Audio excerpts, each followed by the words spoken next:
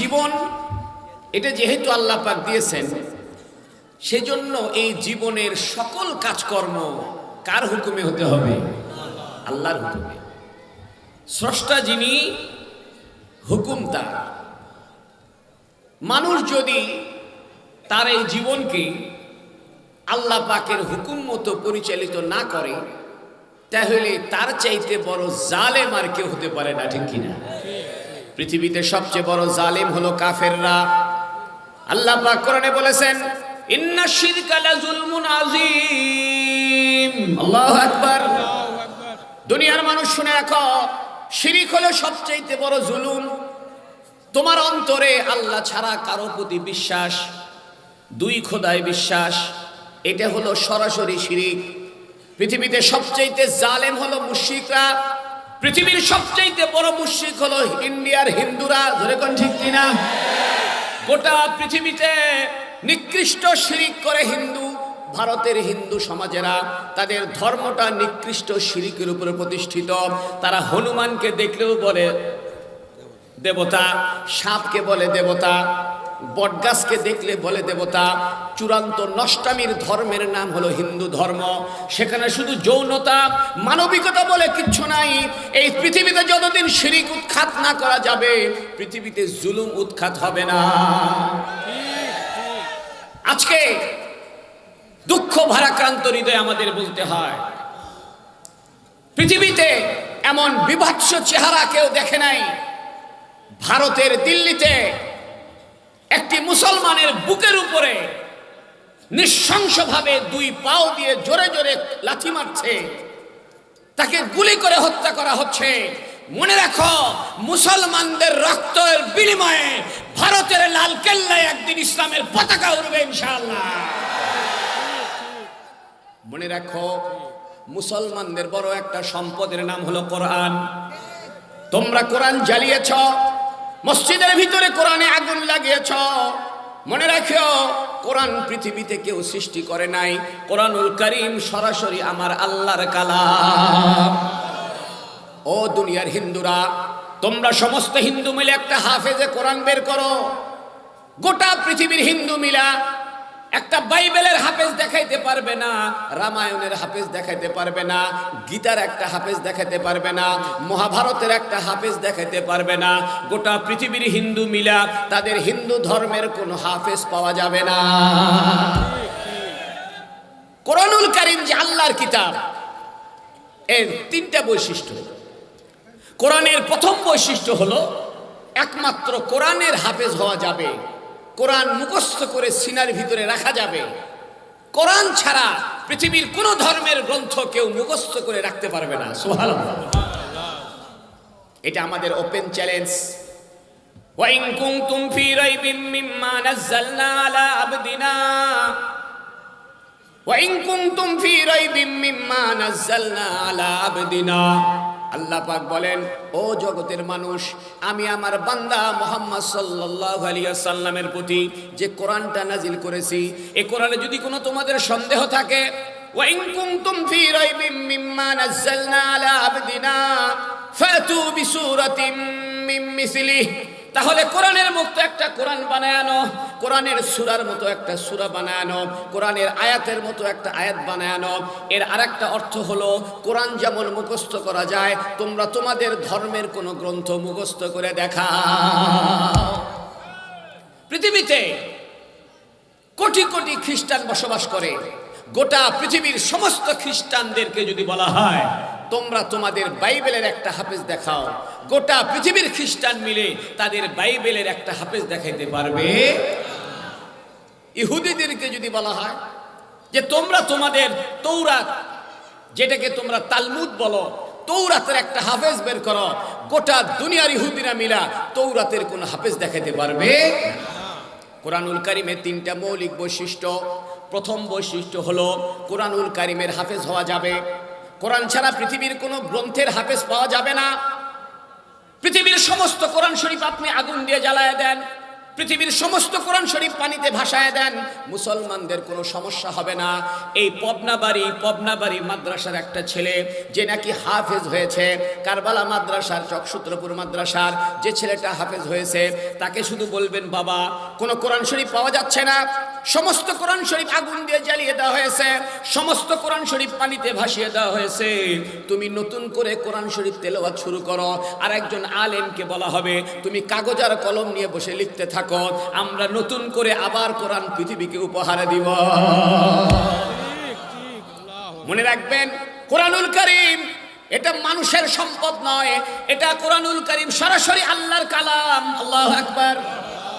কোরআনের বিরুদ্ধে লাগিও না, ওই দেশ ধ্বংস হতে বেশি দিন সময় লাগবে না, ওই জাতি ধ্বংস হতে বেশি দিন সময় লাগবে না, যে জাতি কোরআনের সঙ্গে বেয়াদবি করে। মনে রাখিও, কোরআনুল কারীম তোমাদের ধর্মের মতো কোনো গ্রন্থর নাম নয়। কোরআনুল কারীম আল্লাহর কালাম। 30টা পারার কোরআন শরীফ, 114টা সূরার একটা কোরআন শরীফ, 7টা মঞ্জিলের একটা কোরআন শরীফ, 540টা রুকুর একটা কোরআন শরীফ, 6600 এর অধিক একটা আয়াতের কোরআন শরীফ। 12 বছর 13 বছরের ছেলের ভিতরে, শুধু ছেলে মানুষ নয়, মহিলাদের ভিতরে, ছোট ছোট মেয়ে বাচ্চা 12 বছর 14 বছর বয়স, এরকম মেয়েদের সিনার ভিতরেও পুরা কোরআনটা ঢুকায় রাখছে কে? যারা চোখে দেখে এরা যদি কোরআন মুখস্থ করে, এটা বড় আশ্চর্য নয়। কিন্তু যারা চোখে দেখে না, অন্ধ, এরকম লক্ষ লক্ষ অন্ধ মানুষের সিনার ভিতরে আল্লাহ কোরআন ঢুকিয়ে রেখেছে। ও দুনিয়ার কাফেররা, তোমরা কি বুঝো না? তোমরা চোখওয়ালা মানুষ একটা তৌরাতের হাফেজ বের করতে পারো না, তোমরা চোখওয়ালা মানুষ একটা বেদের হাফেজ বের করতে পারো না, তোমরা চক্ষুওয়ালা মানুষ একটা বাইবেলের হাফেজ বের করতে পারো না। আমরা চক্ষুওয়ালা হাফেজও বের করি, অন্ধ হাফেজও বের করি, মহিলা হাফেজও বের করি, পুরুষ হাফেজও বের করি, ল্যাংরা হাফেজও বের করি, ঠসা হাফেজও বের করি, সাদার ভিতরে হাফেজ, কালো রঙের ভিতরে হাফেজ। পৃথিবীতে যত ভাষা আছে, পৃথিবীতে যত ভাষা আছে, প্রত্যেক ভাষার ভিতরে কোরআনের একজন না একজন অবশ্যই হাফেজ আপনি পাবেন। এটা পৃথিবীতে আমাদের চ্যালেঞ্জ। পৃথিবীতে যত ভাষা, পৃথিবীতে যত দেশ রয়েছে, পৃথিবীতে যেখানে মুসলমান বাস করে, পৃথিবীতে যেখানে মুসলমান বাস করে, ওইখানে কোরআনের একজন না একজন অবশ্যই হাফেজ পাওয়া যাবে। তোমরা দেখো না, রমজান মাসে আমরা কোরআনটা মুখস্থ নামাজে শোনাই। আল্লাহু আকবার, আল্লাহু আকবার। তোমরা দেখাও তো দেখি, একটা তৌরাতের হাফেজ দেখাও, একটা রামায়ণের হাফেজ দেখাও, একটা বেদের হাফেজ দেখাও, একটা গীতার হাফেজ দেখাও। গোটা পৃথিবীর কোন ধর্মের মানুষ তাদের গ্রন্থকে মুখস্থ রাখতে পারে না। কোরআনুল কারীম এমন একটা কিতাব, কোরআন যে সত্য, ইসলাম যে বিজয়ী ধর্ম।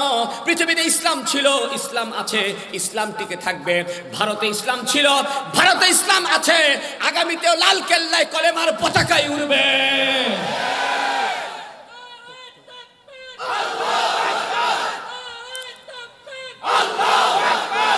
শুনে রাখো, আমাদের ইসলাম বুঝার জন্য শুধু কোরআনের দিকে তাকাও। আল্লাহু আকবার।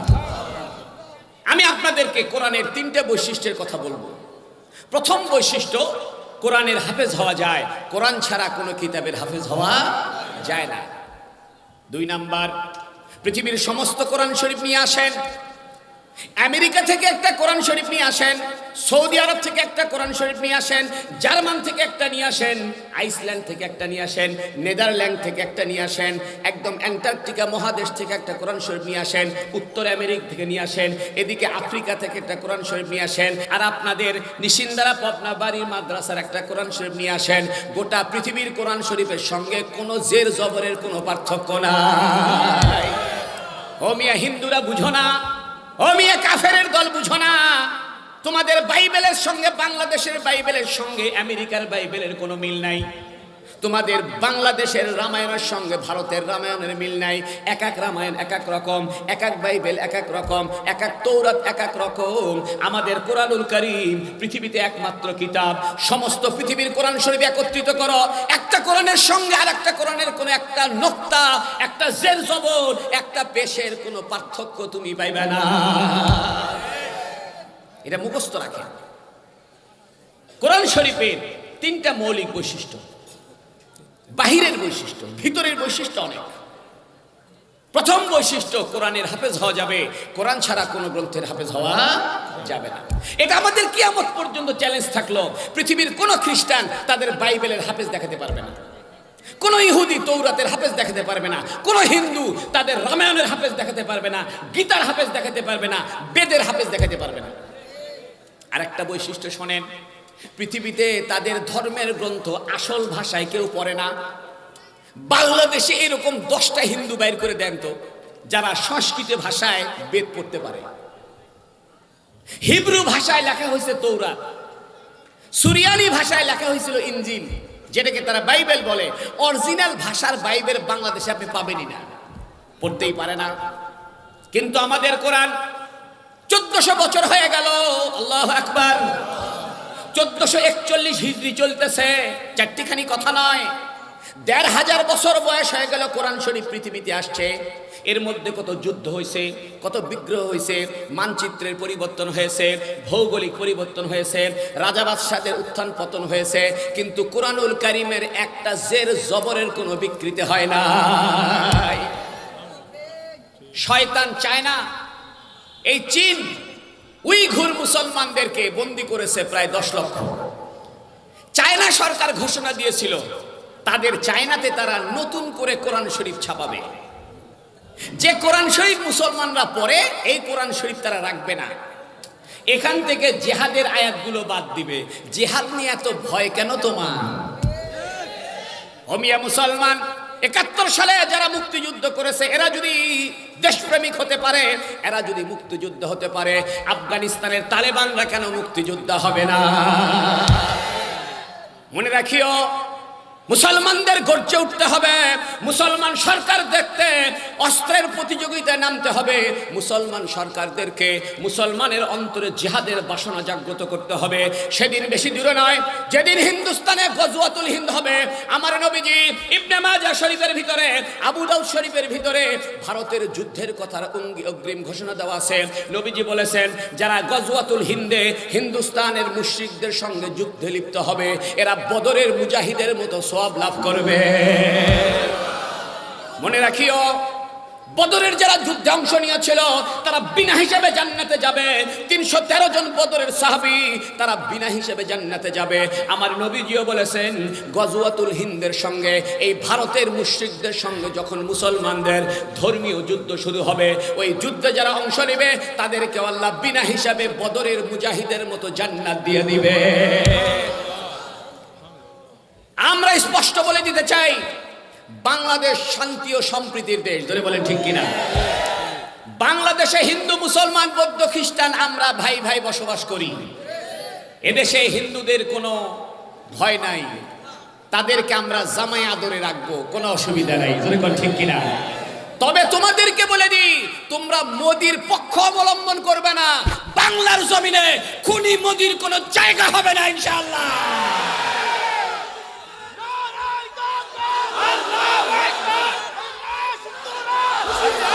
মনে রাখবেন, পরিষ্কার শুনে রাখেন, পরিষ্কার শুনে রাখেন, আগামী 17ই মার্চ মুজিব বর্ষ। আমরা খুব খুশি। বঙ্গবন্ধু শেখ মুজিবুর রহমান সাহেব এদেশের স্বাধীনতা এনেছেন, তিনি এদেশের স্থপতি, এটা আমাদের গৌরব। বঙ্গবন্ধু শেখ মুজিবুর রহমান শুধু আওয়ামী লীগের সম্পদ নয়, এটা দেশের সম্পদ। জোরে বলেন ঠিক কিনা? জিয়াউর রহমান শুধু বিএনপির সম্পদ নয়, এটা বাংলাদেশের সম্পদ। মৌলানা ভাসানী শুধু ন্যাপের সম্পদ নয়, মৌলানা ভাসানী গোটা বাংলাদেশের সম্পদ। মনে রাখবেন, বাংলাদেশ যেহেতু অসাম্প্রদায়িক, বঙ্গবন্ধু শেখ মুজিবুর রহমান অসাম্প্রদায়িক ছিলেন। সেই অসাম্প্রদায়িক শেখ মুজিবুর রহমান সাহেবের 100 বছর জন্ম উৎসবে এই কুলাঙ্গার, এই কুকুর মোদিকে আসতে দেওয়া হবে না, হবে না ইনশাআল্লাহ।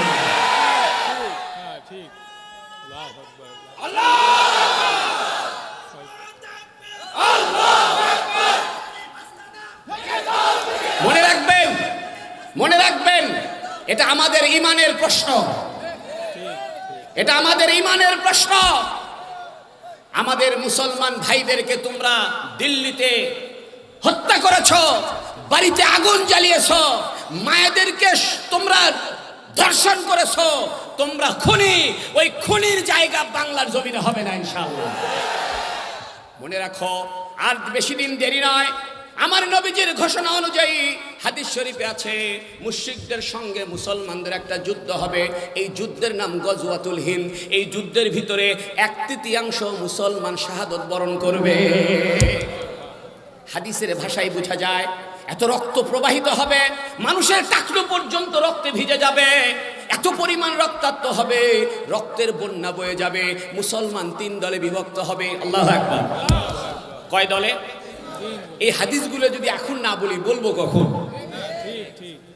এই হাদিস বলার সময় এখন, এখন এই ওয়াজেরই সময়। ঠিক কিনা? মুসলমানরা 3 ভাগে বিভক্ত হবে। হাদিসে আছে, এক ভাগ যুদ্ধ করতে করতে করতে তারা শাহাদতের সৌভাগ্য লাভ করে বদরীদের সঙ্গে জান্নাতে যাবে।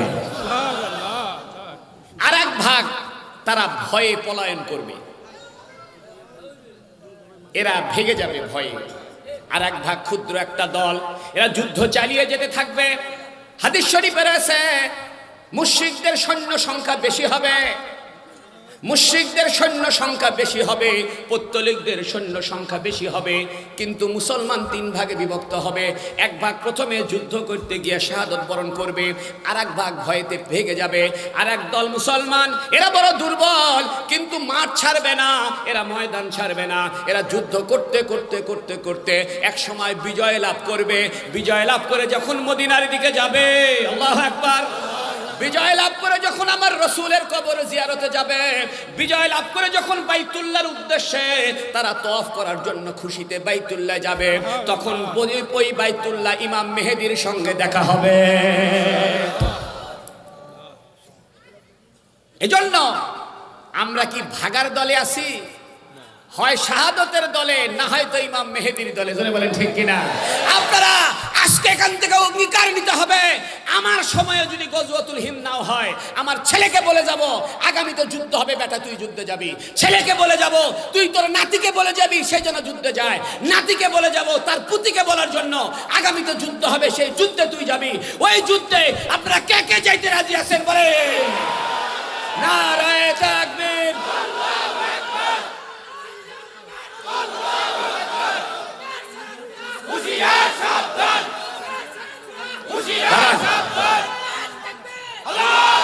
মনে রাখবেন, কুরআনুল কারীমের কয়টা বৈশিষ্ট্য?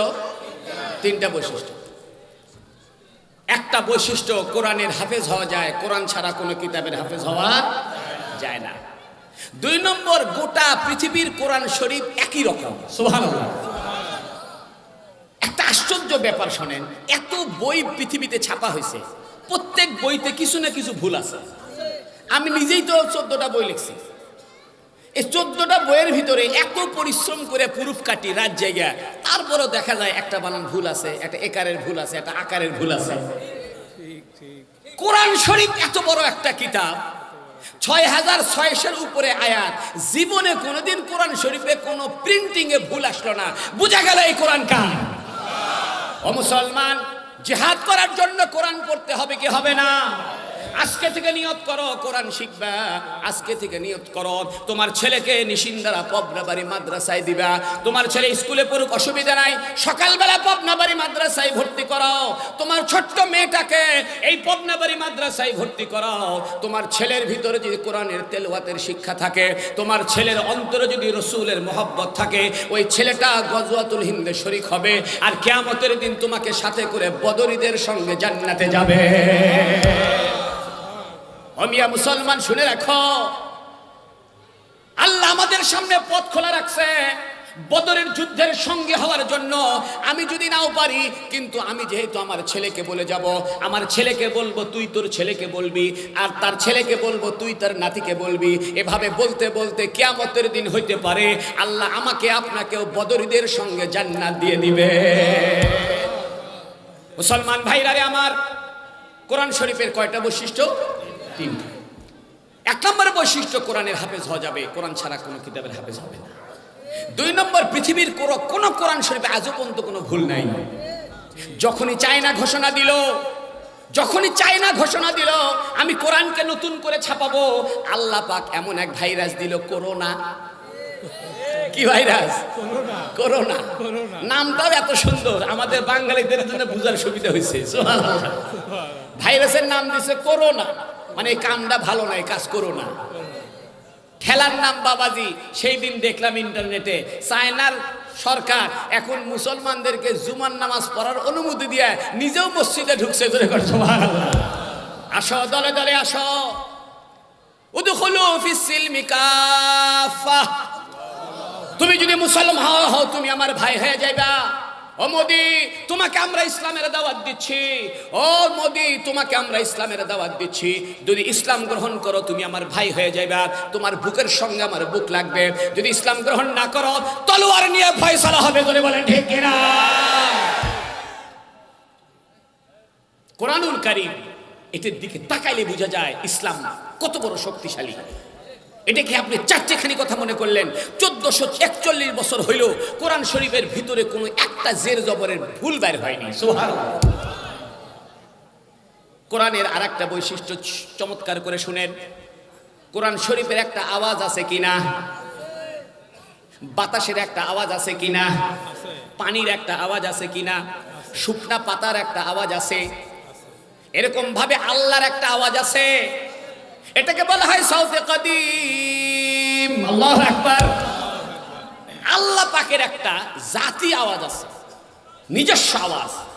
আল্লাহর সত্তার ভিতর থেকে, আল্লাহর অস্তিত্বের ভিতর থেকে আওয়াজটা বের হয়েছে। সেই আওয়াজের নাম হলো কোরআনের আওয়াজ। সুবহানাল্লাহ। এজন্য কিতাবের ভিতরে আছে, যখন কোন মানুষ কোরআন তেলাওয়াত করে রব্বুল আলামিন ফেরেশতাকে বলে, ও ফেরেশতা, দুনিয়ার মধ্যে আমার আওয়াজ মুখ দিয়ে কে বের করে? আল্লাহু আকবার। পৃথিবীতে যখন মানুষ কোন কোরআন শরীফ তেলাওয়াত করে সে যেন আসলে আল্লাহর আওয়াজটাই তার মুখ দিয়ে বের করে। সুবহানাল্লাহ। কোরআন শরীফ এমন চমৎকার একটা কিতাব, গোটা পৃথিবীতে কোরআন শরীফ তেলাওয়াত করার একই পদ্ধতি। সুবহানাল্লাহ। সৌদি আরবের মানুষের কাছে কোরআন শরীফ তেলাওয়াতের যা নিয়ম, বাংলাদেশেও একই নিয়ম, আমেরিকাতেও একই নিয়ম, ফ্রান্সেও একই রকম, জার্মানেও একই নিয়ম। এটা একটা মারাত্মক ব্যাপার। কোরআনুল কারীম যে ভাষায় নাজিল হয়েছে আল্লাহ ওই ভাষাকে অবিকৃত রাখছে, নষ্ট হতে দেয়নি। সুবহানাল্লাহ। বাংলা ভাষা, ইংরেজি ভাষা, উর্দু ভাষা, ফার্সি ভাষা, পালি ভাষা, নাগরি ভাষা, যত ভাষা আছে পৃথিবীতে সব ভাষা পরিবর্তনশীল। 10 বছর আগে যেরকম ছিল 10 বছর পরে আর সেরকম নাই। 15 বছর আগে যেরকম ছিল, যেমন যারা আপনারা কপাল কুণ্ডলা পড়ছেন, সেই কপাল কুণ্ডলার ভাষা আর এখন আছে, কিন্তু সব ভাষা 10 বছর 15 বছর 20 বছর পর পরিবর্তন হয়, বানান পরিবর্তন হয়। যেমন বাংলা ভাষা আগে বেশি লেখা হতো তালিবস হয় দীর্ঘিকার দিয়ে, এখন বেশি লেখে রস্যিকার দিয়ে। আগে শ্রেণী লিখতো মূর্ধন্য দীর্ঘি দিয়ে, এখন লেখে রস্যিকার দিয়ে। মারাত্মক একটা বসে দেখেন, কোরআন শরীফের যে ভাষা, এই যে আরবি ভাষা, 1400 বছরে এই কোরআনের ভাষার কোনো পরিবর্তন হয় নাই। সুবহানাল্লাহ। এটা একটা মারাত্মক ব্যাপার। জের জবরের পরিবর্তন নাই, কোরআনের উচ্চারণের পরিবর্তন নাই। আল্লাহু আকবার। কোরআন শরীফের যে আওয়াজ, আওয়াজটা কার? আল্লাহর আওয়াজ। এই জন্য আল্লাহর আওয়াজকে কেউ নিভাইতে পারবে না। ইউরিদুনা লিউতফিউ নূরাল্লাহি, তারা আল্লাহর নূরকে নিভাইতে চায়। এর একটা অর্থ হইল কোরআনকে নিভাইতে চায়, আর একটা অর্থ হইল কোরআন ওয়ালাদেরকে নিভাইতে চায়, অর্থাৎ কোরআনকে যারা ভালোবাসে তাদেরকে নিভাইতে চায়। আর একটা অর্থ হইল যারা কোরআনকে কায়েম করতে চায় এদেরকেও কোনোদিন নিশ্চিহ্ন করতে পারবে না। বলেন ঠিক কিনা? আপনাদেরকে একটা খুশির সংবাদ শোনাই। আজকে কাতারের একটি 5 স্টার হোটেলে তালেবান মুজাহিদদের সাথে আমেরিকার শান্তি চুক্তি হইল। সুবহানাল্লাহ। আমেরিকা স্বীকার করলো যে আমরা ভুল করেছি, আমরা আপনাদের দেশে আর সৈন্য রাখবো না, লেজ গুটায় পালাইলাম। সুবহানাল্লাহ। এখন আশা করা যায় আফগানিস্তানে তালেবানদের শাসন কায়েম হবে। বলেন ঠিক কিনা? 9 মাসে আমাদের মুক্তিযোদ্ধারা যুদ্ধ করে দেশ স্বাধীন করেছে, তালেবান না হয় 20 বছর যুদ্ধ করে হলেও স্বাধীন করে ইসলাম কায়েম করেছে। বলেন ঠিক কিনা? ও পত্তলিকেরা, ও হিন্দুরা, ও মুশরিকরা, ও ভারতের দালালেরা, ভারতের মুশরিকরা শুনে রাখো, ওই দিক থেকে আফগানিস্তান, ওই দিক থেকে পাকিস্তান, এই দিক থেকে বাংলাদেশ, তিন দিক থেকে ঠেলা মারলে লাল কেল্লায় আমাদের পতাকাই উড়বে। ভয়ের কিছু নাই।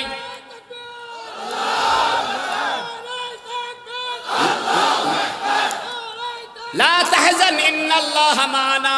আল্লাহু আকবার। বড় সমস্যা কি জানেন? আমরা কোরআন শরীফ পড়ি না। যদি কেউ সূরা মুহাম্মাদটা পড়ে তাহলে বুঝবে ইসলামের স্পিড কতখানি। সুবহানাল্লাহ। সূরা মুহাম্মাদের ভিতরে পুরোটাই জিহাদের আলোচনা। আমাদের বড় সমস্যা হলো আমরা কোরআনের তরজমা পড়ি না। বড় সমস্যা হলো আমরা আমাদের রাসূলের জীবনকে জানি না, বদরের যুদ্ধের ইতিহাস জানি না, উহুদের যুদ্ধের ইতিহাস জানি না। এক সাহাবী উহুদের ময়দানে যুদ্ধ করতে আসছে, সাহাবীর কাছে কোনো তলোয়ার নাই। রাসূলুল্লাহ বলতেছে, এই মিয়া ওই দিক দিয়ে জান্নাতের সুঘ্রাণ আসে, যাও। আল্লাহু আকবার। সাহাবী বলে, ইয়া রাসূলুল্লাহ তলোয়ার নাই। নবীজি খেজুরের গাছ থেকে একটা ডাল ভাঙিয়ে নিয়ে তার হাতে দিয়ে বলে, বিসমিল্লাহ করে ঝাঁকি মারো। ওই সাহাবী যখন খেজুরের ডাল হাতে লয়ে ঝাঁকি মেরেছে, রব্বুল আলামিন নবীর বরকতে খেজুরের ডালকে তলোয়ার বানায় দিয়েছে। মনে রাখো, মুসলমানদের তসবিহগুলো হবে অ্যাটম বম, মুসলমানের মেসওয়াকগুলো হবে ক্লাশিনকভ। ধরে বলে ঠিক কিনা? ও মুসলমান, জিহাদ করতে হবে। জিহাদের জন্য নবীরকে জানতে হবে, নবীর সুন্নতের উপরে থাকতে হবে। আমাদের জিহাদ হবে তসবিহ আর মেসওয়াক নিয়ে। এটাকে খাটো করে দেখিয়েন না। অনেকে মনে করে আমাদেরকে বড় বড় অস্ত্রের মালিক হতে হবে। আমাদের আসল অস্ত্র হলো শেষ রাত্রের তাহাজ্জুদের নামাজ। মনে রাখিও, বদরের যুদ্ধে 313 জন ছিল, কাফের ছিল 1000, তলোয়ার ছিল মুসলমানের কাছে 3-4টা, ঘোড়া ছিল 3টা, আর কাফেরদের কাছে 1000 ঘোড়া 1000 তলোয়ার। পৃথিবীতে যুগে যুগে কাফেররা অস্ত্রের দিক থেকে বেশি ছিল, মুসলমান ছিল ইমানের দিক থেকে শক্তিশালী। আমাদেরকে ইমান মজবুত করতে হবে। ইমান মজবুত করার জন্য আমাদেরকে কোরআন জানতে হবে। ইমান মজবুতের জন্য আমাদেরকে রাসূলুল্লাহ সাল্লাল্লাহু আলাইহি ওয়াসাল্লামের জীবন জানতে হবে। জোরে বলেন ঠিক কিনা? আমাদেরকে ইমান মজবুত করার জন্য আমাদেরকে সৎ মানুষ হতে হবে, ভালো মানুষ হতে হবে। একটা হাদিস শোনাই। এক সাহাবী, আজকে এই হাদিসটা পড়াইছি বুখারী শরীফ। এক সাহাবী খুব বীরত্বের সঙ্গে যুদ্ধ করতেছে। নবীজি দেখে বলেন, হায় রে, সে তো জাহান্নামী। আস্তাগফিরুল্লাহ। যুদ্ধ করতেছে, নবী দেখে কি বললেন? লোকটা জাহান্নামী। আর এক সাহাবী বলতেছে, কে রে, নবী তো মিথ্যা কথা বলে না, এই লোকটাকে নবীজি জাহান্নামী বলল, দেখি তো এই লোক কি করে। তো ওই সাহাবী আবার ওই লোকের পিছনে, যে লোক যুদ্ধে নামছে বাহাদুরের সাথে, এবং সে খুব বাহাদুরি করতেছে, আসো, কে আসবে, মারবো, আমার সাথে কেউ পারবে না, আমি কচুকটা করে দিব, মানে খুব অহংকার। নবীজি তাকে বললেন, তার পিছন থেকে বললেন, লোকটা তো জাহান্নামী। আর একজন সাহাবী বলতেছে, কি সর্বনাশ, ইসলামের জন্য যুদ্ধ করতেছে আর নবী বললেন জাহান্নামী, দেখি তো লোকটার কি পরিণতি হয়। ওই সাহাবী, ওই যে জাহান্নামী যাকে নবীজি বললেন, তার পিছনে পিছনে গেছে। কিছুক্ষণ পর সে অনেক কাফেরকে হত্যা করছে। হত্যা করার পরে এক পর্যায়ে একজন কাফের তাকে আঘাত করেছে। তার আঘাতের কারণে তার হাত একটা ঝুলতেছে। সে আর ব্যথা সহ্য করতে পারে নাই। পরে তলোয়ারটা মাটির সাথে লাগায়, তলোয়ারের হাতল এটা মাটির সাথে দিয়া, আর তলোয়ারের যে উপরের দিকে মাথা আছে, মাথাটা পেটের সাথে বাজায় নিজে নিজে আত্মহত্যা করেছে। তখন ওই সাহাবী বলতেছেন, ইন্না মুহাম্মাদান হাক্কুন, আশহাদু আন্না মুহাম্মাদার রাসূলুল্লাহ। আল্লাহু আকবার। তখন ওই সাহাবী বলতেছে, অবশ্যই মুহাম্মদ সত্য রাসূল, কারণ মুহাম্মদ একটু আগে বলল লোকটা জাহান্নামী। আমি চিন্তা করলাম জাহান্নামী কেমনে হয়। আমি পিছনে পিছনে গেলাম, যা দেখি লোকটা যুদ্ধে নাম ছিল ঠিক, রিআআন ফখরান, অহংকারের জন্য নাম ছিল, তার সুনামের জন্য নাম ছিল। অতঃপর সুনাম তো হইল না, নিজে নিজে আত্মহত্যা করে মরে জাহান্নামী হয়ে গেল। এই জন্য জিহাদ করার জন্য আপনাকে আমাকে আত্মশুদ্ধি করতে হবে। যেরকম ঠিক কিনা? হাদিসে আছে, তোমরা মারেকা চেয়েও না, যুদ্ধ চেয়েও না, তবে যুদ্ধ লেগে গেলে দূরে থেকো না। কারণ যুদ্ধ যদি চাওয়া ভালো নয়, কারণ যুদ্ধ যদি লেগে যায় তাহলে অনেক সময় ধরা পড়বেন, ধরা পড়ে আপনাকে কারেন্টে শর্ট দিবে, মারবে, পিটবে, এমন অবস্থা করবে তা আপনার ঈমান বাঁচায় রাখা কঠিন হয়ে যাবে।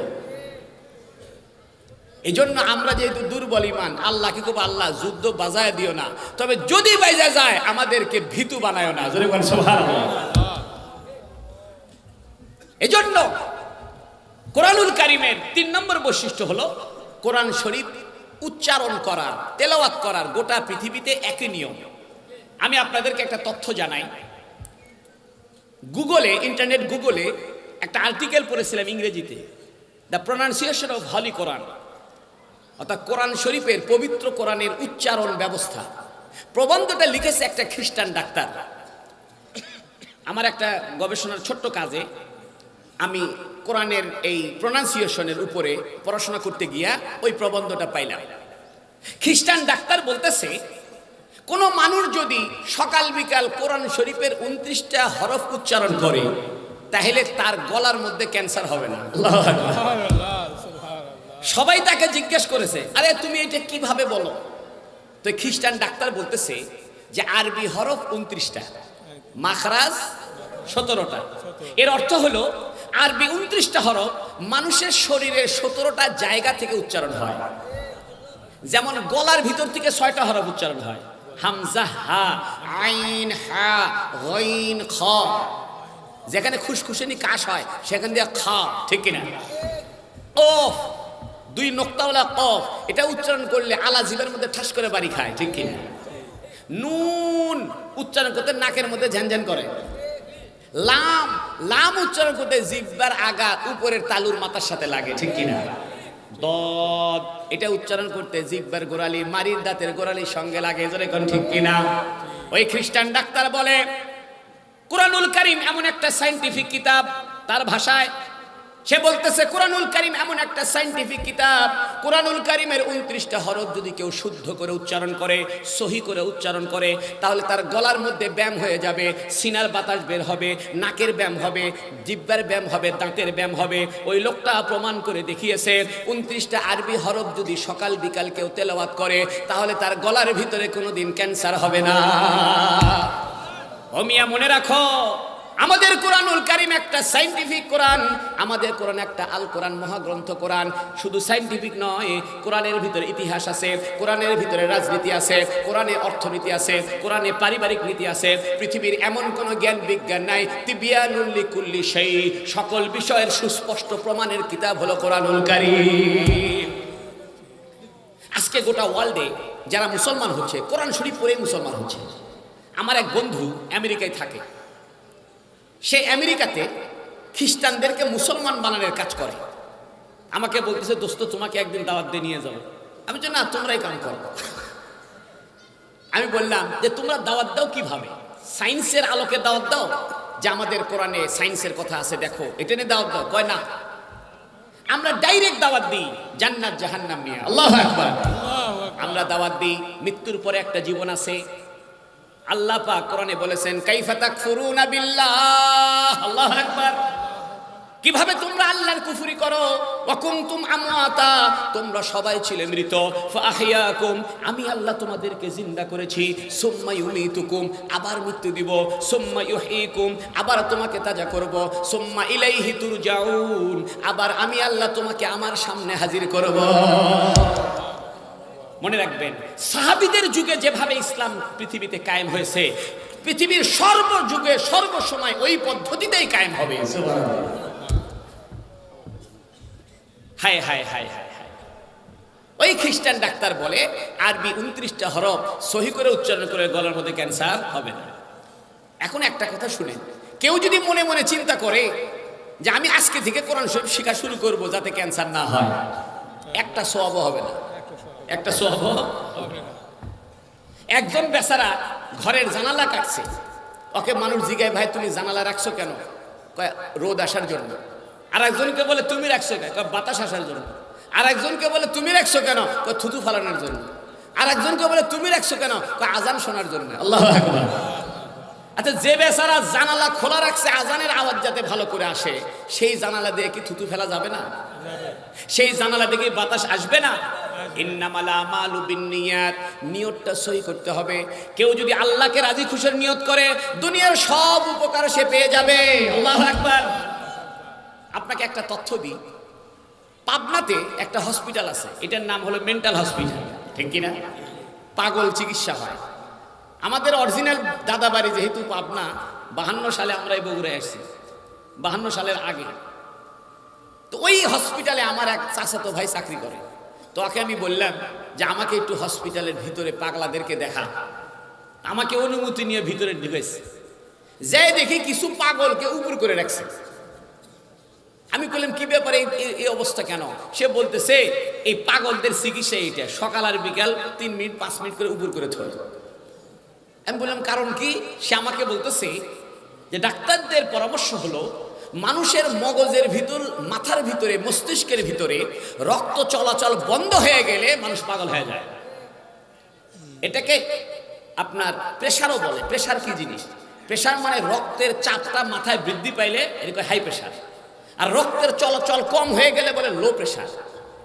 হাই প্রেশার হওয়ার কারণে যদি মাথার ভিতরে, মস্তিষ্কে রক্ত চলাচলে ব্যাঘাত হয় তাহলে বলে স্ট্রোক করছে। আর বড় মাপের স্ট্রোক করলে মানুষ পাগলা হয়ে যায়। সে আমাকে বলতেছে হুজুর সকাল বিকাল এদের মাথা নিচের দিকে রাখা হয়, মাথা নিচে রাখলে পরে মস্তিষ্কের ভিতরে রক্ত চলাচল বৃদ্ধি পাবে, মস্তিষ্কের রগগুলো ক্লিয়ার হবে। মানুষের মস্তিষ্কে 13 লক্ষ রগ আছে। আল্লাহু আকবার। কয় লক্ষ? 13 লক্ষ। ব্রেনে ধরে। বলতেছে অনুবীক্ষণ যন্ত্র ছাড়া মানুষের মগজের ভেইন রগগুলো দেখা যাবে না। মানুষের ডাইন মগজ আর বাম মগজ। সে বলতেছে ডাইন মগজে মানুষকে ভালো কাজের নির্দেশ করে, আর যত শয়তানি কুকাম এটা বাম মগজের থেকে সাপ্লাই হয়।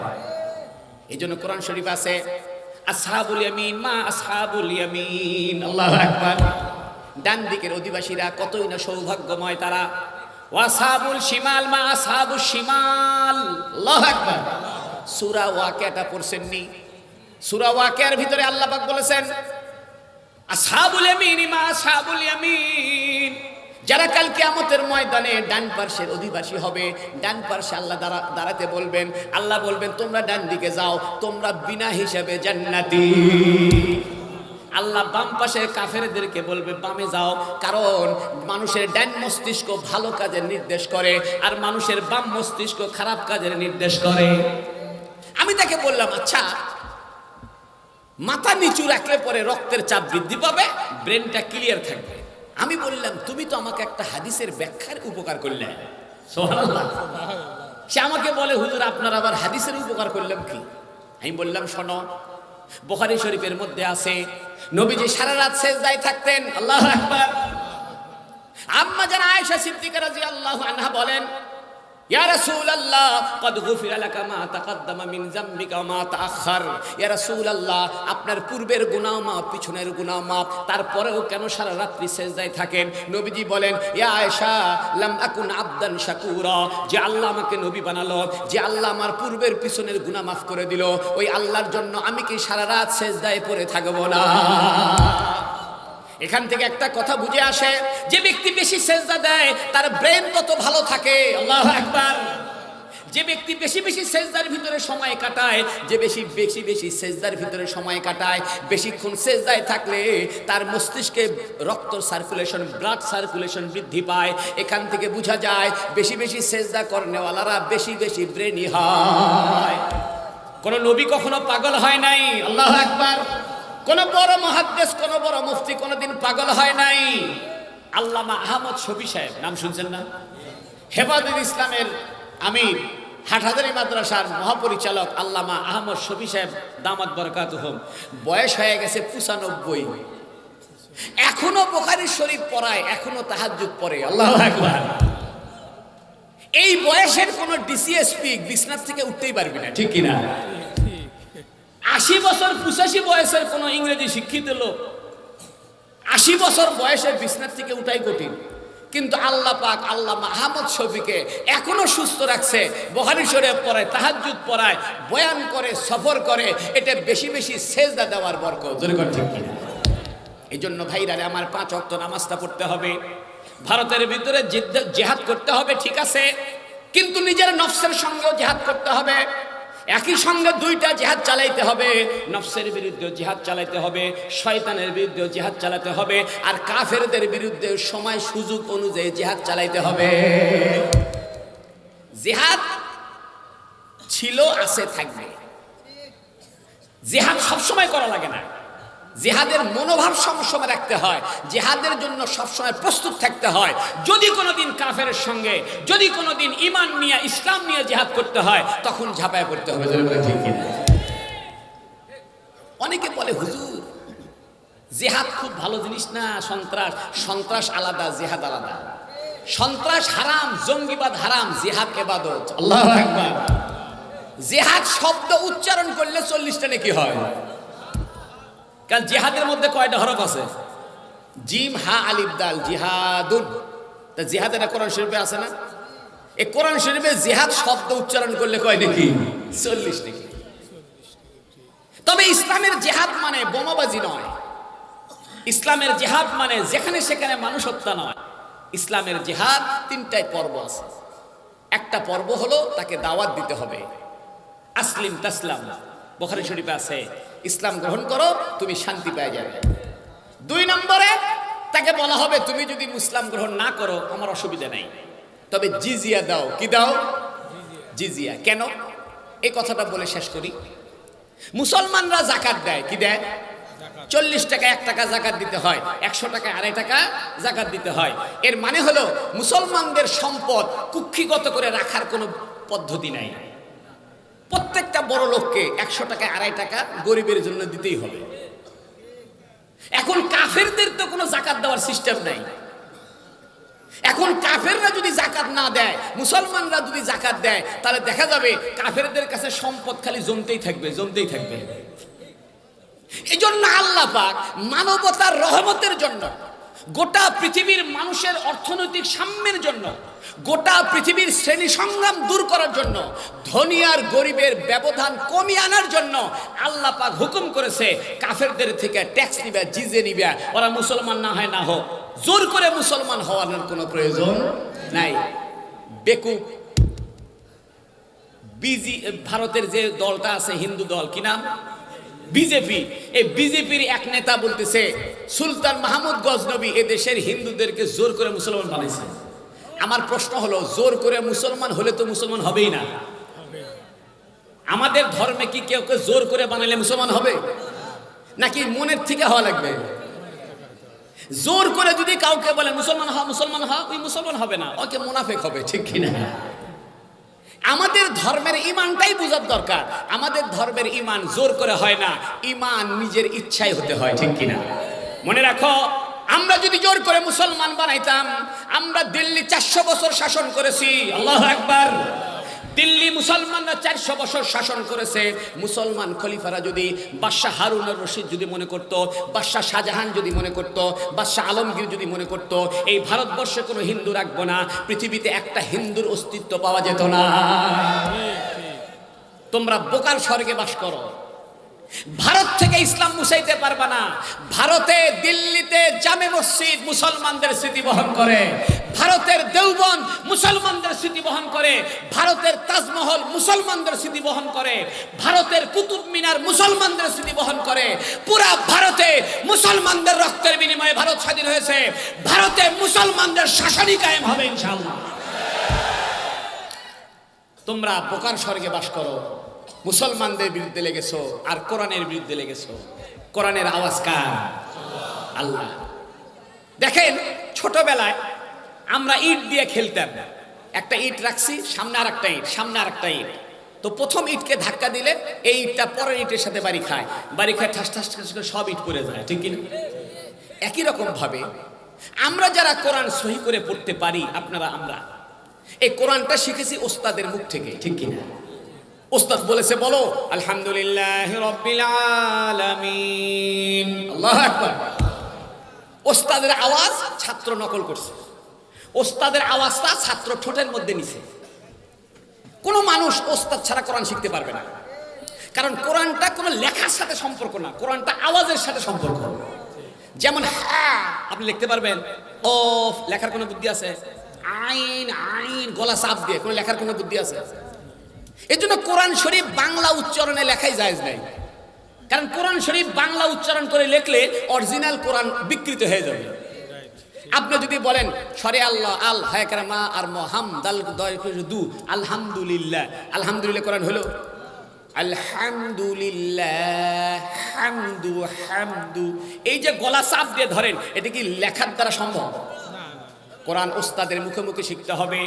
আমি আমার ওস্তাদের কাছে মুখ থেকে কোরআন শিখেছি, আমার ওস্তাদ তার উপরের ওস্তাদের ঠোঁটের থেকে কোরআন শিখেছে, ওই ওস্তাদ তার উপরের ওস্তাদের ঠোঁটের থেকে কোরআন শিখেছে, সেই উপরের ওস্তাদ তার উপরের ওস্তাদের ঠোঁটের থেকে শিখেছে।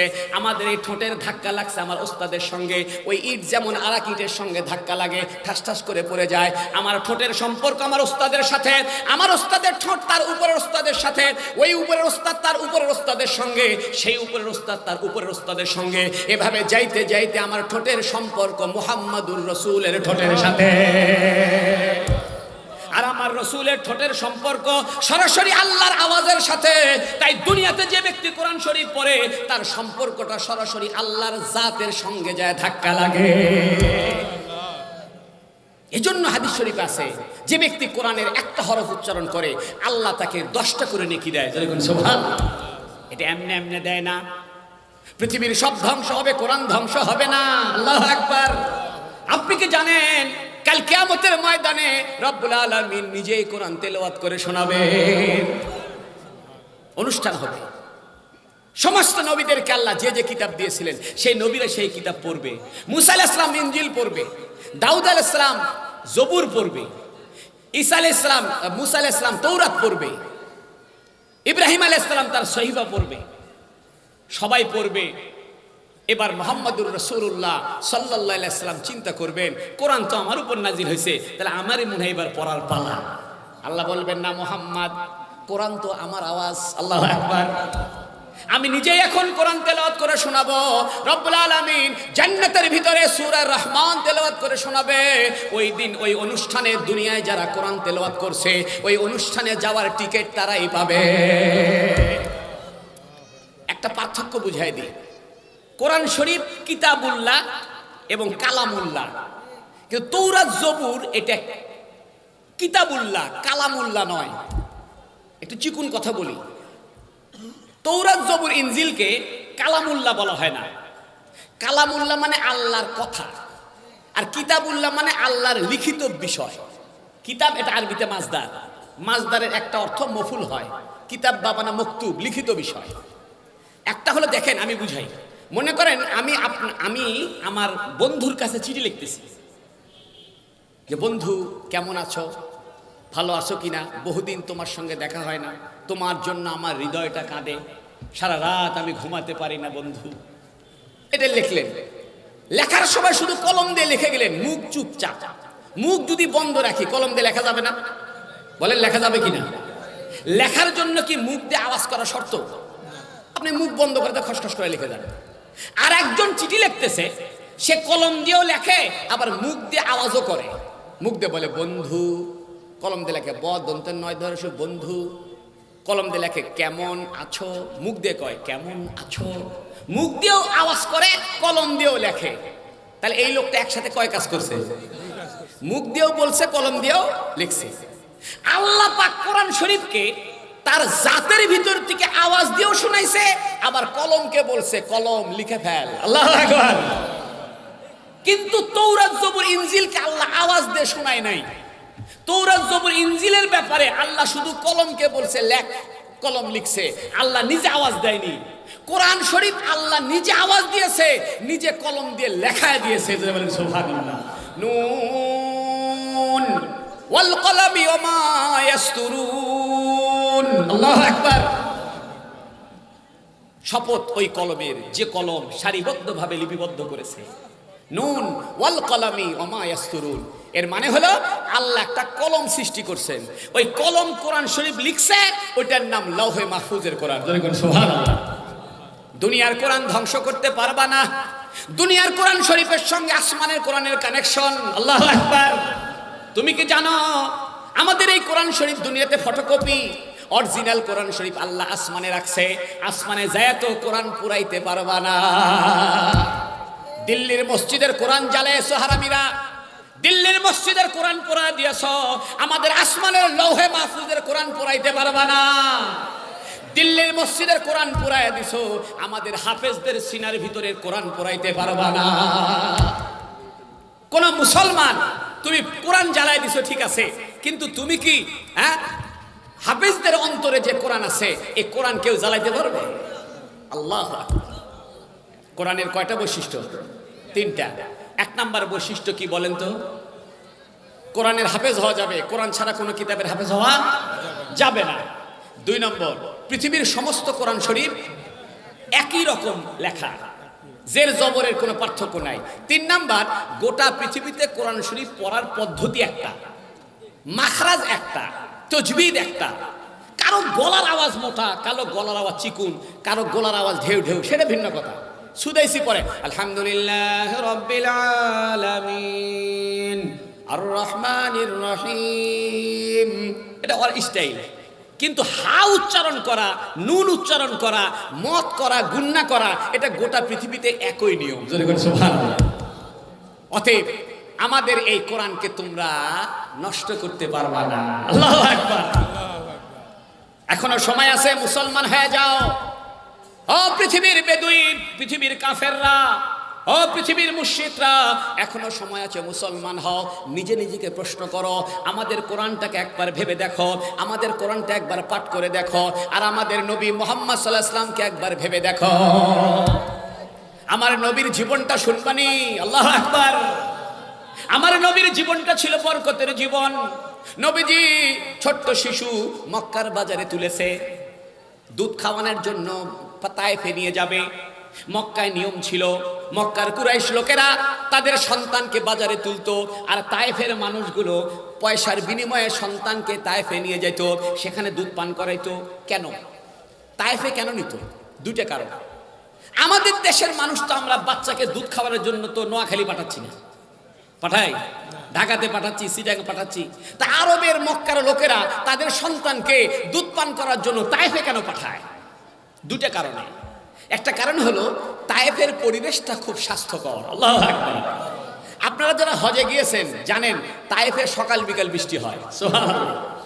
তায়েফে কোনো গরম নাই, খুব সুন্দর আবহাওয়া, এবং তায়েফের গাছগাছালি, পশু পাখি এত সুন্দর, পাহাড়ের উপরে শহর, খুব স্বাস্থ্যকর শহর। এই জন্য আরবের ধনী মানুষরা তাদের সন্তানদেরকে শিশু অবস্থায় তায়েফে পাঠাইতো, যাতে রুক্ষ আবহাওয়া থেকে বেঁচে যায়, স্বাস্থ্যকর আবহাওয়ায় সে সুস্বাস্থ্যের অধিকারী হয়। দুই নম্বর কারণ হলো গোটা আরবের আরবি ভাষা কিছুটা 19-20 আছে উচ্চারণের দিক থেকে, কিন্তু তায়েফের আরবিটা হলো শুদ্ধ আরবি। যেমন আমাদের বাংলাদেশের সিলেটের বাংলা আপনারা বুঝবেন না, চট্টগ্রামের বাংলা বুঝতে কষ্ট হবে। ও বা খিতা খাইছো, ও ফুরি খাই নাছো, ও ফুরি খাই নাছো মানে এই মেয়ে কেমন আছো। মেয়ে মানুষকে সিলেটে কয় ফুরি, কি বলে? ফুরি। বরিশালে কয় মাতারি, বরিশালে কি কয়? এ মাতারি। আমাদের জায়গায় এ সুরি, বগুড়া কি কয়? এ সুরি। সত্য। আসলে কি সুরি মাতারি কোনো বাংলা? অরিজিনাল বাংলা হলো এই মেয়ে। এখন আরব দেশের বিভিন্ন অঞ্চলের আরবিও একটু আঞ্চলিক আরবি, কিন্তু তায়েফের যে আরবি ওই আরবিটা হলো শুদ্ধ আরবি। এই জন্য মক্কার বড়লোকরা তাদের সন্তানকে তায়েফে পাঠাইতো, যাতে অরিজিনাল আরবিটা শিখে শুদ্ধ আরবির উপরে পারদর্শী হয়। সুবহানাল্লাহ। আমার নবীকে মক্কার বাজারে তুলছে, তায়েফ থেকে বড়লোকরা আসছে, সন্তান নিয়ে যাবে, দুধ পান করাবে আর স্বাস্থ্যকর পরিবেশে রাখবে। আমার নবীকে কেউ নেয় না। খবর যখন পাইছে এই মুহাম্মাদের বাবা নাই, মা নাই, এতিম, খাদিজা হযরতে হালিমা রাদিয়াল্লাহু আনহা বলেন, আমি যখন শিশু মুহাম্মাদের চেহারার দিকে তাকালাম, যখন আমি মুহাম্মাদের চেহারার দিকে তাকাইলাম, আমার দিলটা খুশিতে নেচে উঠলো, আমার শরীরে ঝাঁকি দিয়ে উঠলো, আমার মন বলল ছেলেটাকে নিয়ে নে রে, এত সুন্দর বরকতের ছেলে কোথাও পাবি না। হালিমা বলে আমি ছেলেটাকে নিয়ে নিলাম। আমার বান্ধবীরা বলল, হালিমা কোন ছেলেকে তুমি নিলা? বাপ নাই, মা নাই, টাকা তো পাইবে না। হালিমা বলে আমার টাকার দরকার নাই, এই ছোট্ট শিশু মুহাম্মাদের হাসিটা দেখলে আমার প্রাণ জুড়ায়া যায়। হালিমা সাদিয়া মুহাম্মদুর রাসূলুল্লাহ সাল্লাল্লাহু আলাইহি ওয়াসাল্লামকে কোলে তুলে নিলেন। এইবার বাড়িতে যাওয়ার পালা, তায়েফে যাওয়ার পালা। যখন উটের ভিতরে উঠছে, হালিমা সাদিয়া বলেন আমার উটটা দ্রুত গতিতে ছোটা শুরু করছে। আমার বান্ধবীরা, আমার সফরের লোকেরা বলে, ও হালিমা নতুন উট কিনছো নাকি? আমি বললাম না, নতুন উট না, এটা পুরাতন উট। কই কেমনে? তুমি যে উট নিয়ে আমাদের সঙ্গে আসলা সেই উট তো দুর্বল, আমাদের সঙ্গে যাইতে পারে না, বারবার পিছনে পড়ে যায়। এইবার তুমি তায়েফে যাওয়ার সময় তোমার উট দিকে খুব দ্রুত গতিতে যায়, ঘটনা কি? হালিমা বলে, শোনো, বিশ্বাস তোমার হবে কি? ওরা সবাই বলে, বলো তো দেখি। হালিমা সাদিয়া বলে, আমি যখন মুহাম্মদুর রাসূলকে, এই শিশু মুহাম্মদকে উটের ভিতরে তুলেছি, তখন থেকে উটের শক্তি বৃদ্ধি হয়ে গেছে। ও মুসলমান ভাইরা রে আমার, হালিমা সাদিয়া রাদিয়াল্লাহু আনহা মুহাম্মদ সাল্লাল্লাহু আলাইহি ওয়াসাল্লামকে বাড়িতে নিয়ে গেছে। হালিমার স্বামী বলতেছে, হালিমা বাচ্চাটাকে নিয়ে আসলা, টাকা পয়সা তো পাইবে না, খাওয়াই বাকি, আমরা নিজেরাই গরিব মানুষ, টাকার লোভে সন্তান আমরা মক্কা থেকে নিয়ে আসি, কিছু টাকা আনছো? হালিমা বলে, কোনো টাকা আনি নাই, গরিব ছেলে, এতিম ছেলে। হালিমা বলে, দেখি তো কি হয়। হালিমার স্বামী বলে, খাওয়াই বাকি। হালিমা বলে, চিন্তা করিয়েন না, বাড়িতে একটা ছাগল আছে, দেখি ছাগলের দুধ পাওয়া যায় কিনা। হালিমার স্বামী বলে, ছাগল তো দুর্বল, বেশি দুধ হয় না, কিছু বাইরে হলে বাইরে হতেও পারে, নাও হতে পারে। হালিমা বলে, দেখি তো। এই ছেলেকে উটের ভিতর তোলার পরে উট দ্রুত গতিতে ছুটেছে, এইবারে এই ছেলে যেহেতু আমার ঘরে আসছে, দেখি ছাগলের দুধ কেমন বের হয়। হালিমা সাদিয়া আস্তে করে যখন ছাগলের বাটনে হাত দিয়েছে, হালিমা বলে, ছাগল এত পরিমাণ দুধ দিয়েছে, সমস্ত পাত্র ভরে গেল, আশেপাশের মানুষ আমাদের দুধ নিয়ে গেল, সবাই মিলে খাওয়ার পরেও ছাগলের দুধ শেষ হয় না। এটা হলো আমাদের নবী বরকত, সুবহানাল্লাহ। মনে রাখবেন, যতই জিহাদের জন্য স্লোগান দেন, যতই গরমে গরমা দেখান, সুন্নতের উপর যদি আমল না থাকে, আত্মশুদ্ধ যদি না থাকে, ধরা ধরা খাইলে কাফের হয়ে যাবে, ঠিক কিনা? হাদিসটা শুনাইছি, মনে আসেনি? খুব বাহাদুরের সঙ্গে যুদ্ধ করতেছিল, নবীজি বলল, ছেলেটা কি হবে? জাহান্নামী হবে। এজন্য যুদ্ধ করা, জিহাদ করা কঠিন কাজ। এই জিহাদের আগে নিজের নফসের সঙ্গে, নিজের শয়তানের সঙ্গে, নিজের জীবনের সঙ্গে আগে জিহাদ চালাইতে হবে, যদি বলেন ঠিক কিনা? এই জিহাদের প্রথম জিহাদ হলো 5 ওয়াক্ত নামাজ।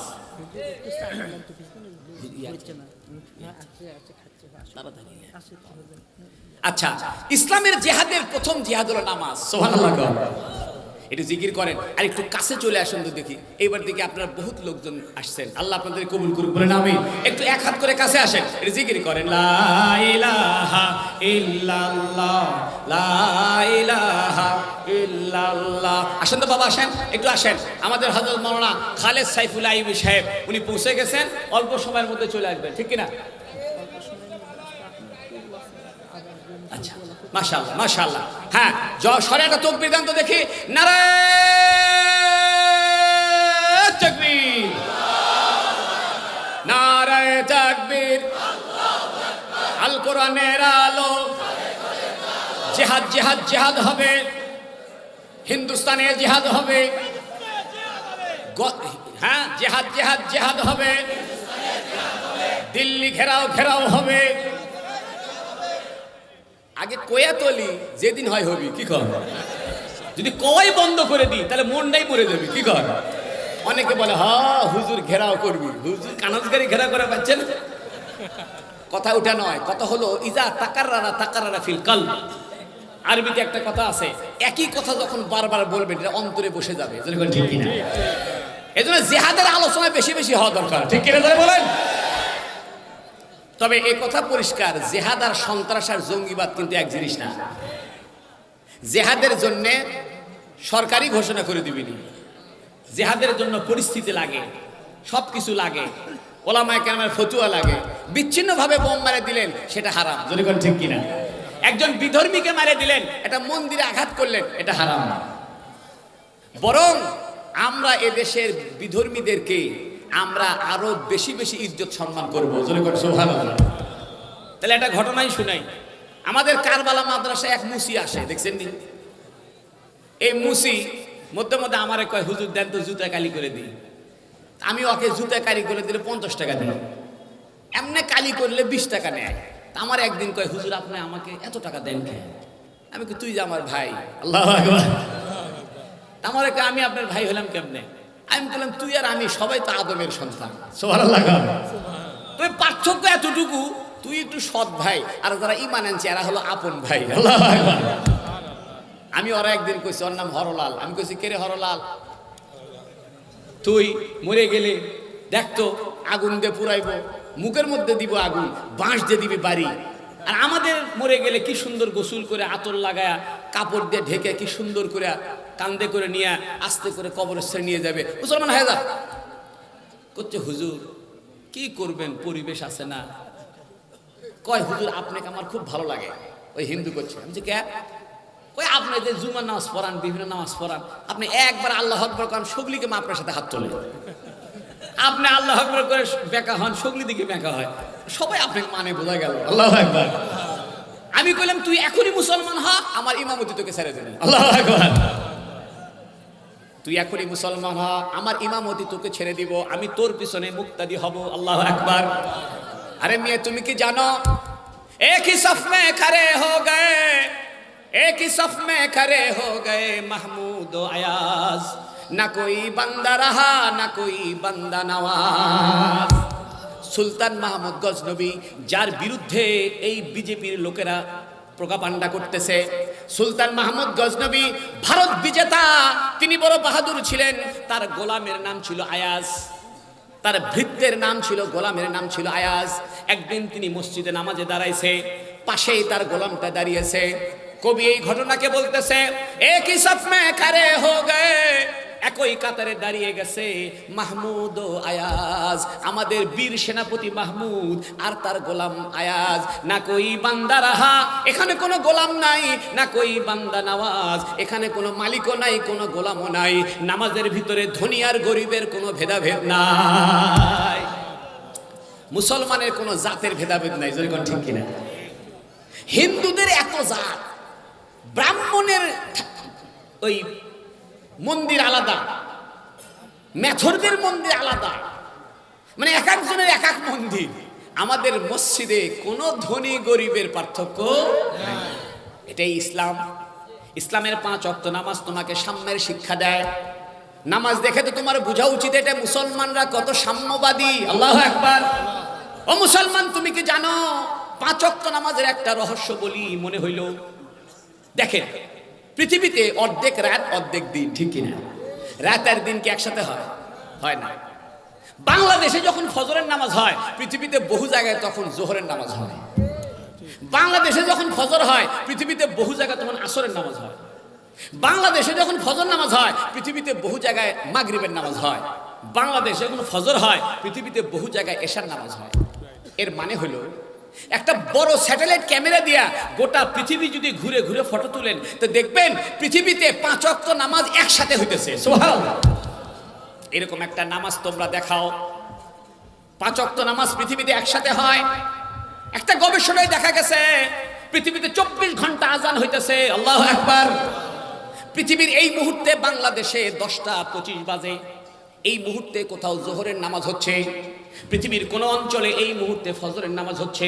পৃথিবীতে এই মুহূর্তে কোন অঞ্চলে মাগরিবের নামাজ হচ্ছে, কোন অঞ্চলে আসরের নামাজ হচ্ছে।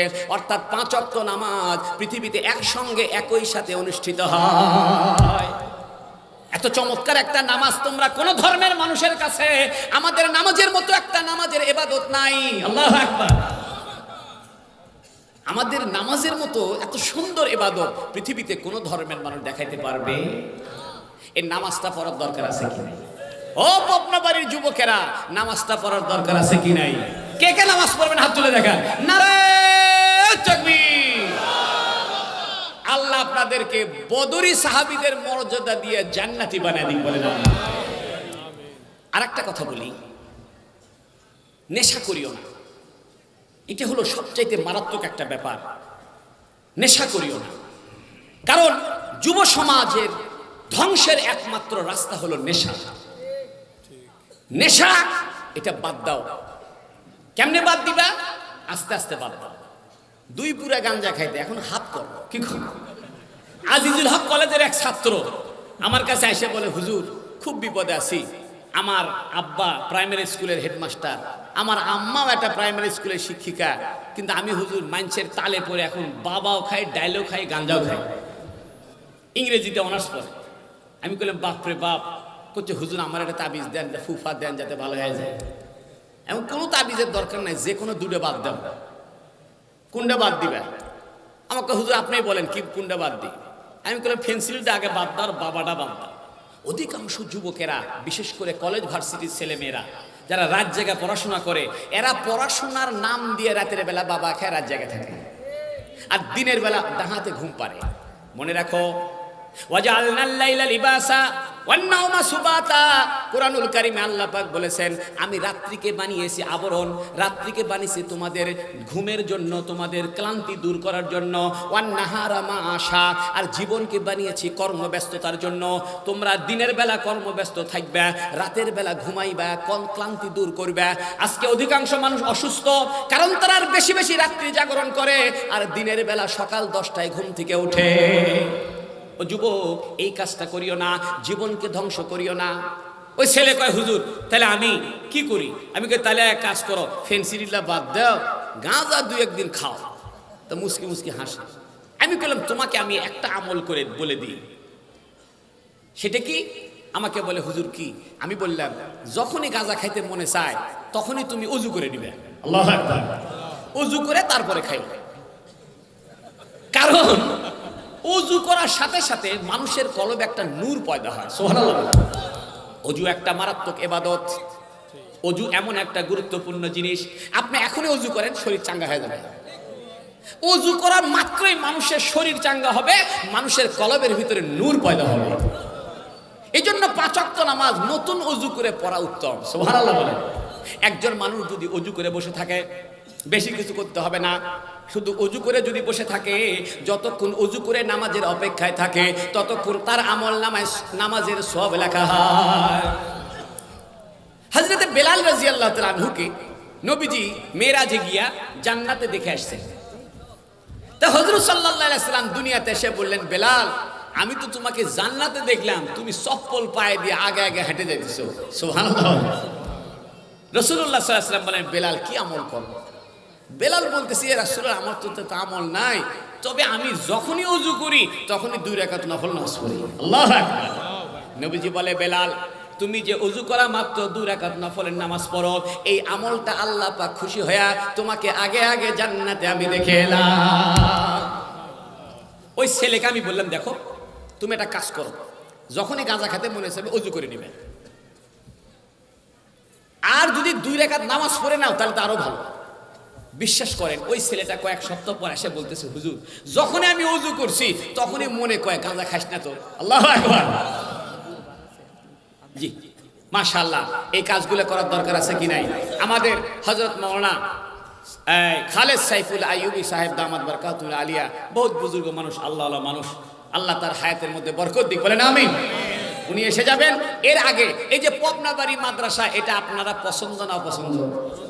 এই মাহফিলটা হচ্ছে আপনারা খুশি না বেজার? কে কে খুশি আছেন? সবাই খুশি আছেন তো?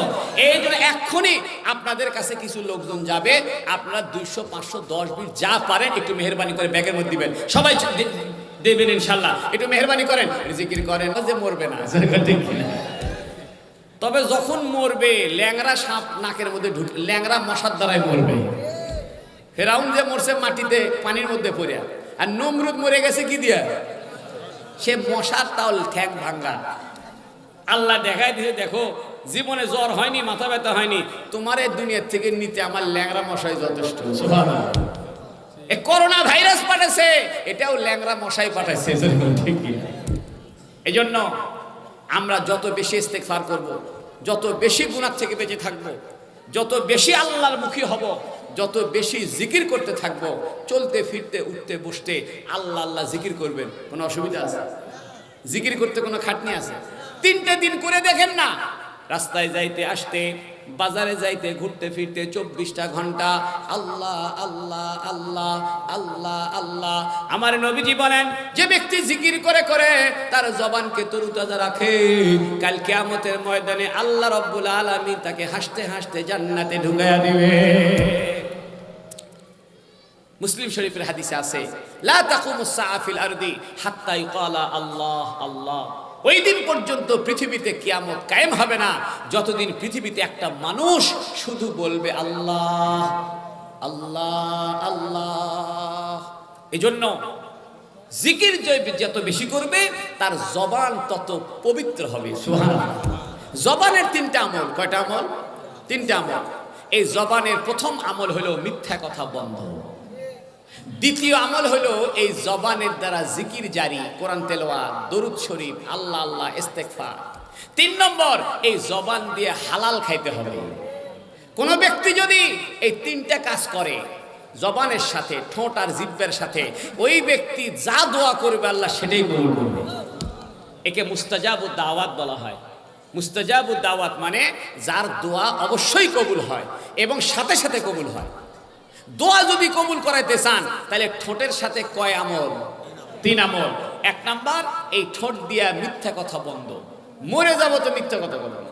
2 নাম্বার, এই ঠোঁট দিয়া কোরআন তেলাওয়াত, আল্লাহ আল্লাহ জিকির, দরুদ শরীফ, ইস্তেগফার করব।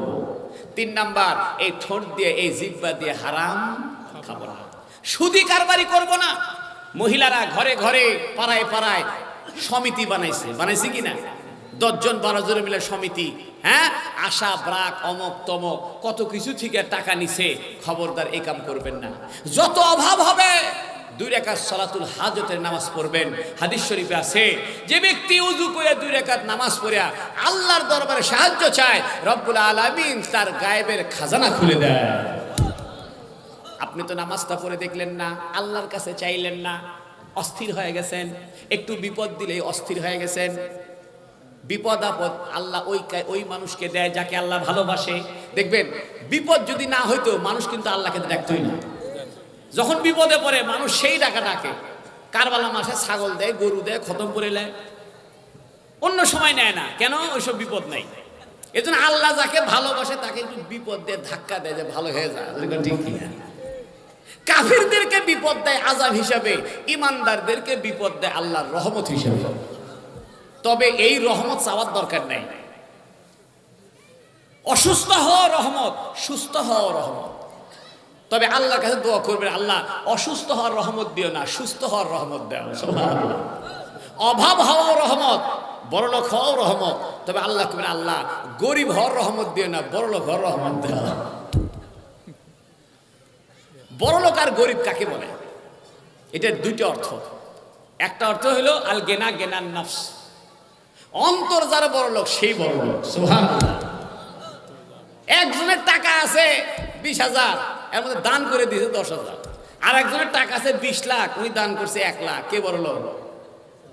20,000 আল্লাহ। কারণ 20,000-এর মধ্যে দিছে অর্ধেক 10,000, আর ওই 1 লাখের মধ্যে দিছে 1,000, তাহলে 100 ভাগের 1 ভাগ দিছে। ঠিক কিনা? হযরত আবু বকর সিদ্দিক, আল্লাহু আকবার, তবুকের যুদ্ধের মধ্যে নবী চান্দা তুলতেছে, আবু বকর বাড়ির সব টাকা পয়সা নিয়ে হাজির। আল্লাহু আকবার। হযরত ওমর ফারুক রাদিয়াল্লাহু তাআলা আনহু অর্ধেক সম্পত্তি নিয়ে আসছে। ওমর মনে মনে খুশি, এইবার নবীকে বলবো, ইয়া রাসূলুল্লাহ আমি কিন্তু অর্ধেক সম্পত্তি নিয়ে আসছি, আবু বকরের চেয়ে বিজয়ী হয়ে যাব। নবী বলতেছে, ওমর কি আনছো? ওমরে বলে, ইয়া রাসূলুল্লাহ অর্ধেক সম্পত্তি নিয়ে আসছি, মনে মনে খুশি, এইবার আবু বকরের উপরে উঠে যাব। নবীজি আবু বকরকে বলে, আবু বকর কি আনছো? আবু বকর বলে, ইয়া রাসূলুল্লাহ বাড়ির সব সম্পত্তি নিয়ে আসছি। আবু বকরের চাইতে শ্রেষ্ঠ উম্মত কেউ নাই। এত নবীকে ভালোবাসছে, নবীর কাছে কবর। আল্লাহু আকবার। এই জন্য যে যাকে যত নবীকে যত বেশি ভালোবাসবে, দুনিয়াতেও নবীর কাছে থাকবে, আখিরাতেও নবীর কাছে থাকবে। আমাদের বড় বড় আল্লাহর ওলিরা, হযরত শাইখুল হাদিস জাকারিয়া রাহমাতুল্লাহ আলাইহি কবরটা হলো মদিনা শরীফে জান্নাতুল বাকিতে। হাজী এমদাদুল্লাহ মুহাজিরে মক্কি রাহমাতুল্লাহ আলাইহি, এগুলো আমাদের নাম, এগুলো আমাদের মুরব্বি। এদেরকে জানতে হবে, এদেরকে শুনতে হবে, এদের নামকে মুখস্থ রাখতে হবে। হাজী এমদাদুল্লাহ মুহাজিরে মক্কি রাহিমাহুল্লাহ, আল্লাহর ওলি। সে যেহেতু আল্লাহর ওলি, কাবা ঘরের আশেক ছিল, তাকে বলা হয় মুহাজিরে মক্কি। তিনি হিন্দুস্তানে ইংরেজদের চক্রান্তের কারণে ইংরেজদের সঙ্গে যুদ্ধ হয়েছিল, শামিলির যুদ্ধ। ওই যুদ্ধে সাময়িক পরাজয় হওয়ার পরে তিনি মক্কাতে হিজরত করে গেছিলেন, কাবা ঘরের কাছে থাকতেন, তাকে বলা হয় মুহাজিরে মক্কি। এতই কাবা ঘরকে ভালোবাসতেন, রব্বুল আলামিন তার কবরটা কাবা ঘরের পাশেই জান্নাতুল মুআল্লায় কবর করে দিয়েছে। হযরত ওমর বলতেন, আল্লাহুম্মা রযুকনি শাহাদাতা ফি সাবিলিক ওয়াজআলিল কবরা ফি বিলাদি রাসূলিক। হে আল্লাহ, আমাকে আপনি শাহাদতি মৃত্যু দিয়েন আর আমার কবরটা রাসূলের শহরেই দিয়েন। সুবহানাল্লাহ। এইজন্য রাসূলের সঙ্গে মহব্বত রাখতে হবে, রাসূলের রিসালাতের কথা ঘরে ঘরে পৌঁছাইতে হবে। রসুলের সুন্নতের কথা ঘরে ঘরে ঢুকাইতে হবে, রসুলের শানের কথা ঘরে ঘরে ঢুকাইতে হবে। আমাদের দেশে একটা কুলাঙ্গার কাফের আছে, নাম হলো কাদিয়ানি। জোরে কোন ঠিক কিনা? এই কাদিয়ানিরা এত বড় শয়তান, এত বড় খবিস, নাম দিছে মুসলমান, ভিতরে ভিতরে সবচেয়ে জঘন্য কাফের। এই জন্য বাংলাদেশ সরকারের কাছে আমাদের দাবি, অবিলম্বে বাংলাদেশে কাদিয়ানীদেরকে কাফের ঘোষণা করতে হবে।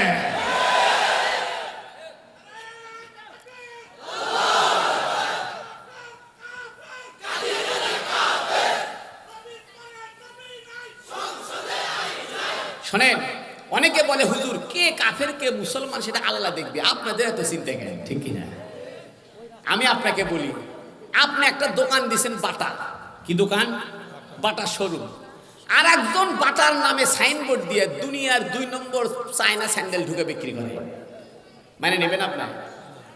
আপনার কোম্পানির নাম হলো আপনার মনে করেন যে তিব্বত কোম্পানি, কোহিনুর কোম্পানি, সাইনবোর্ড নকল করে আপনি 2 নম্বর মাল বেচেন, এটা অপরাধ কি অপরাধ না? কাদিয়ানীরা দেশে থাকুক, আমাদের কোনো আপত্তি নাই, তবে কাদিয়ানীদেরা মুসলমান হয়ে থাকতে পারবে না, ওরা কাদিয়ানি ধর্ম হয়ে কাফের হয়ে থাকবে হিন্দুদের মতো।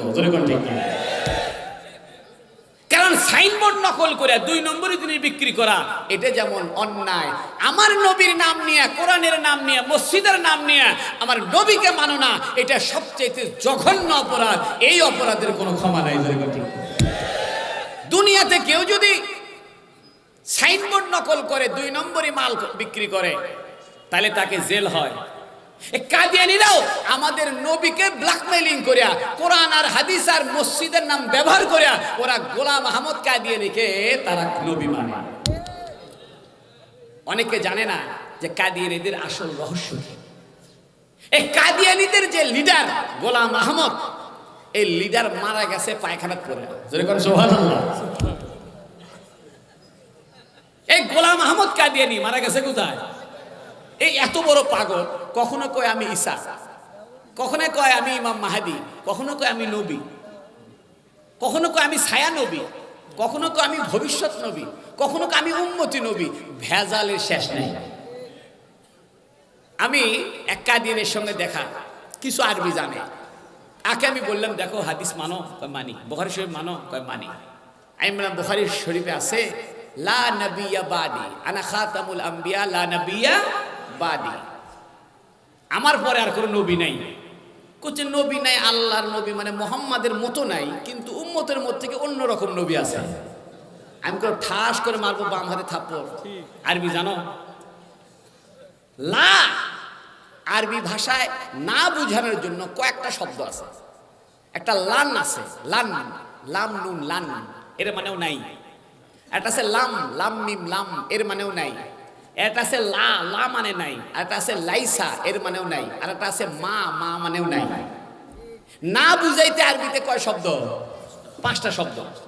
এটা গ্রামারের বিষয়, ছাত্ররা বুঝলে ভালো, আলেম ওলামা আপনারাও বুঝেন।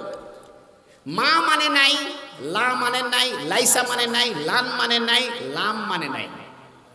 কিন্তু লান মানে ভবিষ্যতে নাই, লাম মানে কখনোই নাই, মা মানে নাই, অন্য সময় আসবে। লাইসা মানে এখন নাই, কিন্তু লা মানে নাই তো নাই, জীবনে নাই, কোন রকম নাই, কোন ধরনের নাই, আগেও নাই, পিছেও নাই, কোন রকমের নাই। সুবহানাল্লাহ। এটাকে লাইন অফ জিন্স বলে।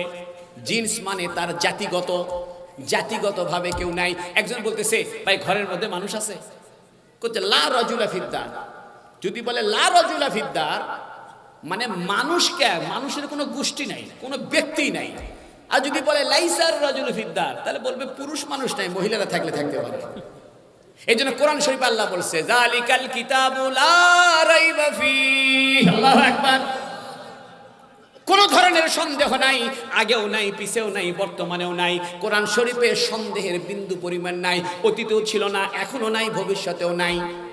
লা ইলাহা ইল্লাল্লাহ, কোনো মাবুদ নাই, আগেও ছিল না, এখনো নাই, ভবিষ্যতে নাই। এরকম ভাবে লা নবিয়্যা বাদি, আমার পরে কোনো নবী নাই, আমার পরে ভবিষ্যতে কোনো নবী নাই। এই জন্য কোরআন হাদিসের কথা শুনে যদি কোরআন হাদিস দিয়ে যদি কেউ কিছু বলে সাথে সাথে লাভ দিবেন না, কারণ মানুষ ইসলামের নামে যারা ধোঁকা দেয় এরা কোরআন হাদিস দিয়েই ধোঁকা দেয়, ঠিক কিনা? এই জন্য কোরআন হাদিস শিখতে হবে, জানতে হবে, শুনতে হবে যারা কোরআনের পারদর্শী আলেম ওলামা, ঠিক কিনা? যারা একাডেমিক ভাবে পুঁথিগত ভাবে মাদ্রাসায় কোরআন পড়েছে, আল্লাহওয়ালা লোকের কাছ থেকে ইসলাম শিখেছে এবং ইসলাম শিখায়, কোরআন হাদিস শিখায়, আল্লাহওয়ালা বুজুর্গ, এই ধরনের মানুষের কাছ থেকে এলেম শুনতে হবে, ইসলাম শুনতে হবে, ঠিক কিনা? আপনি ফুটপাতের একজন বুখারী শরীফ বাংলা দিয়ে কিনে আনছে, আইনে বলে হ্যাঁ জোরে এটা করতে হবে সেটা করতে হবে। আপনি ফুটপাতের বাংলা দিয়েই যদি বড় হুজুর হয়ে যান তাহলে আমাদের আর কারবালা মাদ্রাসার জামিল মাদ্রাসার দরকার কি, ঠিক কিনা? এই জন্য ফুটপাতের ডাক্তারের ওষুধ খাইলে অসুখ ভালো হবে না আরো কিডনি নষ্ট হবে? এক ফুটপাতের এক ডাক্তার কয় আমার ওষুধ খেলে ক্যান্সার ভালো হয়ে যাবে। আমি কই তাহলে বগুড়া মেডিকেল বন্ধ করে দিই, তোকে প্রিন্সিপাল বানাই দিই। হুজুর আমার পেট লাগতে পারে না। এই জন্য আলেম ওলামা ছাড়া এদেশে তাবলীগ চলবে না, আলেম ওলামা ছাড়া রাজনীতি হবে না, আলেম ওলামা ছাড়া তাসাউফ চলবে না, আলেম ওলামা ছাড়া কোনো লেখনী চলবে না। ইসলামের সমস্ত কাজ আলেম ওলামাদের নেতৃত্বে হতে হবে।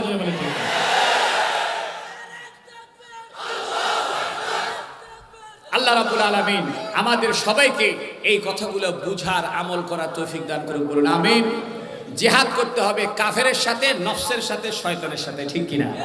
এই জন্য আজকে থেকে নামাজ পড়া শুরু করবেন, এটা প্রথম জিহাদ। আমাদের সবার প্রাণপ্রিয় হযরত মাওলানা খালেদ সাইফুল্লাহ আইয়ুবী সাহেব দামাত বারাকাতুহুল আলিয়া, আল্লাহ তার দীর্ঘ হায়াত দান করুন, বলেন আমিন। আল্লাহ তাকে সুস্থতার দান করুন, বলেন আমিন। আল্লাহ তাকে ইসলামের জন্য বলিষ্ঠ কণ্ঠস্বর আরো অনেকদিন আমাদের মাঝে রাখুন, বলেন আমিন। তিনি এসে গেছেন, রব্বুল আলামিন আমাদের সবাইকে আমলে জিন্দেগি উন্নত করার তৌফিক দান করুন, বলেন আমিন। ওয়া আখিরু দাওয়ানা আলহামদুলিল্লাহি রাব্বিল আলামিন।